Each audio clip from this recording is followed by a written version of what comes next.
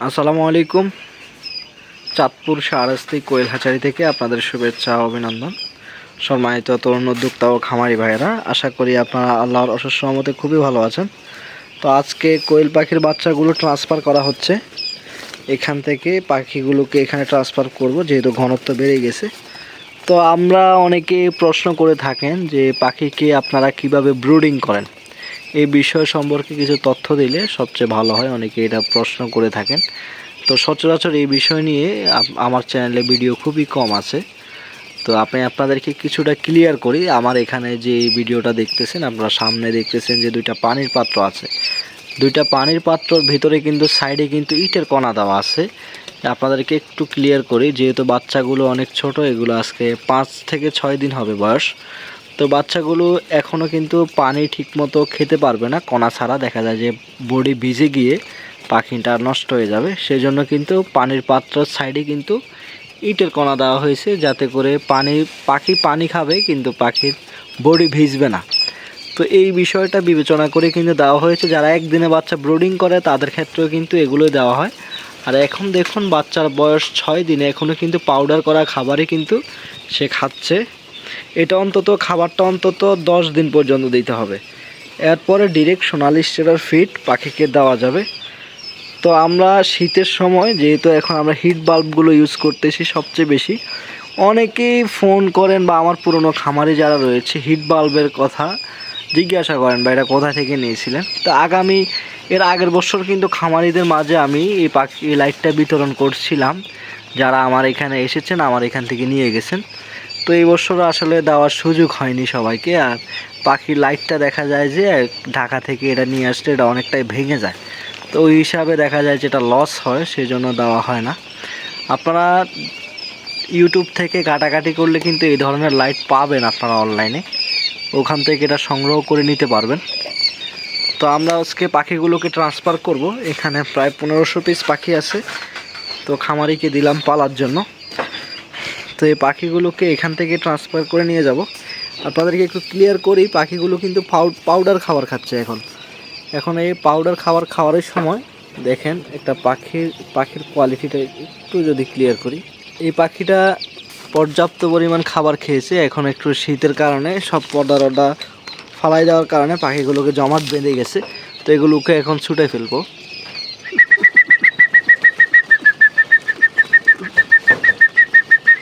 এভাবে ডাক দিলে কিন্তু পাখিগুলো কথা শুনে, সবগুলো কিন্তু আমার কাছে চলে আসবে। এভাবে ডাক দিলে এটা হচ্ছে পাখির একটা সিগন্যাল। যারা পাখির বাচ্চা ব্রুডিং করে থাকেন শুধুমাত্র তারাই এটা বুঝতে পারে। অনেকে এটা জানেও না, অনেকে জানে, যারা খামারি পুরোনো হ্যাচারি রয়েছে ওরা বলতে পারবে এই বিষয় সম্পর্কে। তো ইটের কণাটা কিন্তু খুবই গুরুত্বপূর্ণ বিষয় বাচ্চা ব্রুডিং করার ক্ষেত্রে। আমি আপনাদেরকে একটু জুম করে দেখাচ্ছি। দেখুন কিভাবে সে পানি খাচ্ছে। কোন পাখি দেখুন, পাখি কিন্তু পানির পাত্রের উপর দাঁড়িয়ে আছে, কিন্তু পাখি ভিজতেছে না কণার উপর দাঁড়িয়ে থাকার কারণে। দেখা যায় যে শীতের সময় যে বাচ্চা ব্রুডিংটা, এটা খুবই একটু কষ্টসাধ্য ব্যাপার, একটু দেখাশোনা বেশি করা লাগে। সেই জন্য অনেকে পাখির বিষয়ে জানতে চান যে কীভাবে ব্রুডিং করেন আপনারা। তো এইভাবেই আসলে ব্রুডিং করা হয়। খাবারগুলোকে পাউডার করে দিতে হয়, পাউডার ছাড়া খাবারই খেতে পারবে না। আর একটি বিষয় হচ্ছে তাপ ম্যানেজমেন্ট। অবশ্যই শীতকালে পর্দাগুলোকে এভাবে উঠিয়ে তাপমাত্রা মেনটেন করা হয়। তাপমাত্রা যদি সঠিকভাবে মেনটেন না হয় তাহলে কিন্তু বাচ্চার কোয়ালিটিটা ভালো আসবে না, বাচ্চা ঠান্ডা লেগেই থাকবে। তো আমাদের এই সাইডে বাচ্চা ট্রান্সফারের কাজ চলছে। এখান থেকে ক্যারেটে করে নিয়ে এখানে ট্রান্সফার করব। তো পাখিগুলোকে কেমন চঞ্চল আমি আপনাদেরকে একটু দেখাই।